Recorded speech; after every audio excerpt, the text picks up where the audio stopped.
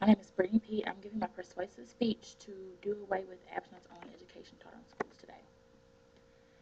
Abstinence works, quoted Governor Rick Perry during a televised interview with Evan Smith. But we have the third highest teen pregnancy rate among all states in the country, Smith responded. It works, insisted Perry. Can you give me a statistic suggesting it works? Asked Smith. I'm just going to tell you from my own personal life, abstinence works, said Perry dodgingly. In Texas, where abstinence-only education is taught, one might wonder, why are we in the top 5 of teen pregnancies in the nation?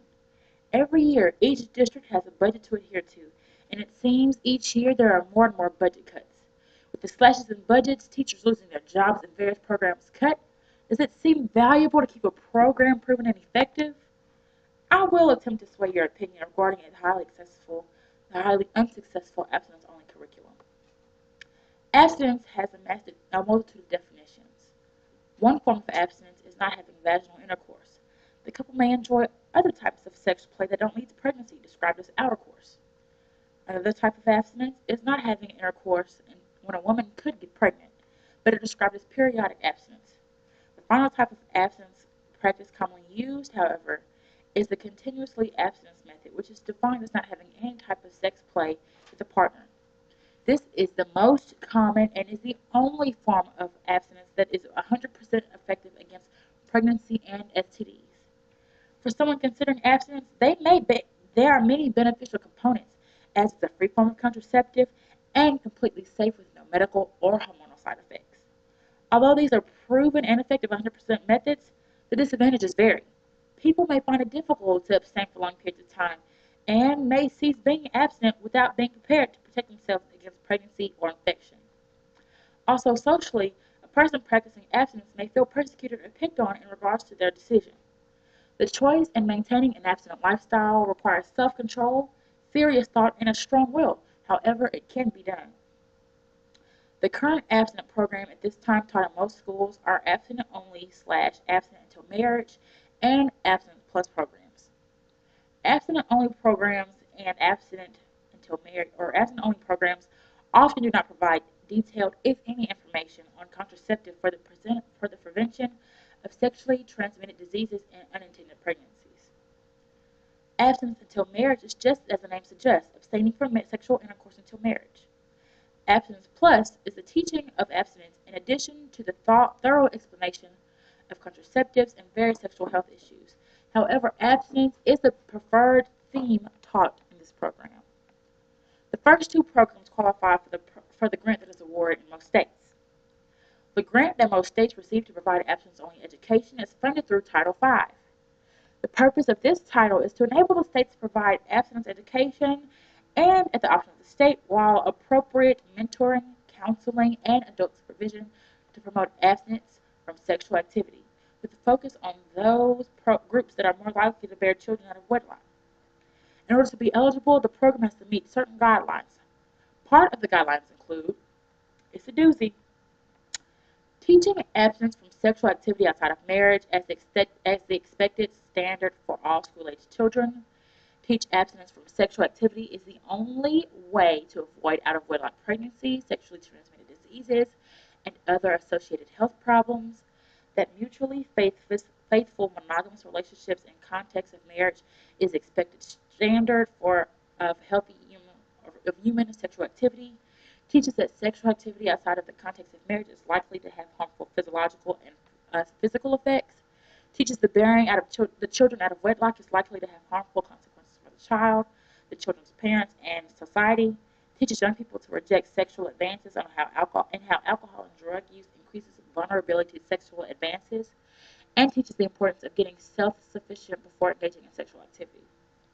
I told you it was a lot. This may work in a perfect world, saying the time of 1940, but we live in 2011.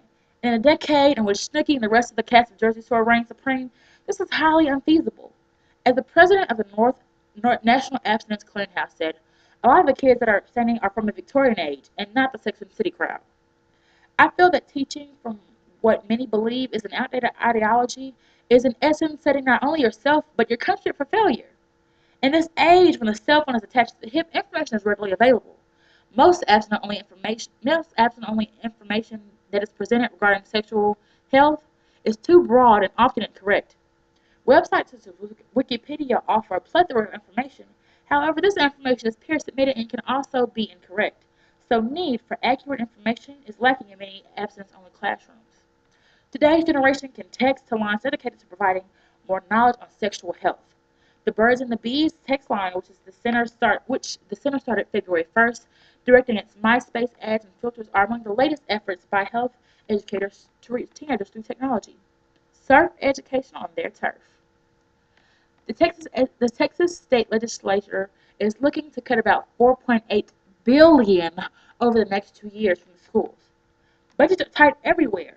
Texas receives additional funding by participating in the Title V abstinence-only program. Many states have opted out of receiving these funds because they have realized that this is highly ineffective and costs potentially more in social dollars with the rise in births. Texas, as well as Mississippi and New Mexico, are the highest recorded incidences of unintended and teen pregnancies. January AGI analysis found that in all 3 states, if sex education is taught in school districts at all, it must focus on abstinence. Are the funds received from teaching this curriculum outweighing the number of teenagers getting pregnant? At what point do you say the budget is still in need of more cuts, but we can implement a program that decreases the number of teen pregnancies?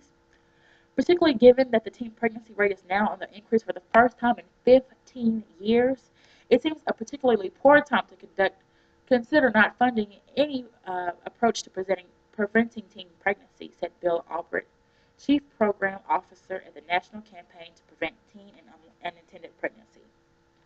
Maybe one of the reasons most states still cling to the abstinence-only program is because of the research. When Doug Kirby sat down to update his 2001 analysis of sex education programs, he had 111 studies that were scientifically sound, used rigorous methods to evaluate whether a program met its goal. He also had a pile of studies that were too poorly designed to include. It measured 3 feet high. When conducting a study, depending on how you design an experiment, you can pretty much predict the outcome. The way methodology is used to design a program can drastically alter the results regarding the conclusion. For example, a study of another abstinence program found it did a phenomenal job on getting girls to postpone their first sexual encounter. One problem, it evaluated only girls who stayed in the program. There is, however, a highly respected study used with a vast number of subjects and a longer period of time. In April, scientists released the most thorough study of abstinence-only programs ever conducted.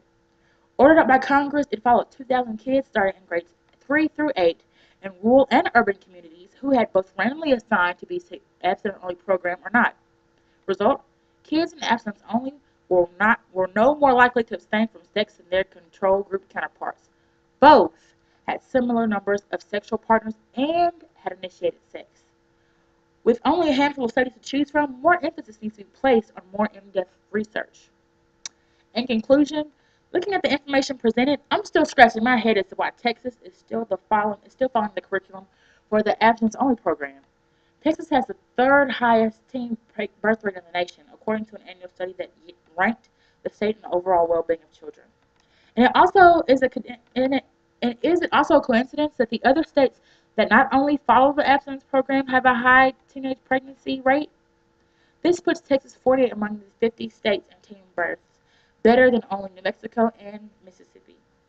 Feelings, thoughts, and ideologies aside, someone has to set the trend presented and offer our students a more comprehensive sexual education curriculum. One that shows the correct usage of a condom, one that directs you to the nearest health clinic, one that gives you options in case of an unplanned pregnancy. The next teen mom doesn't want to hear if she doesn't have sex, then she would have been in this predicament. She needs to get educated on how she can prevent it, because Texas is also #1 in repeat teen pregnancies. That's my speech.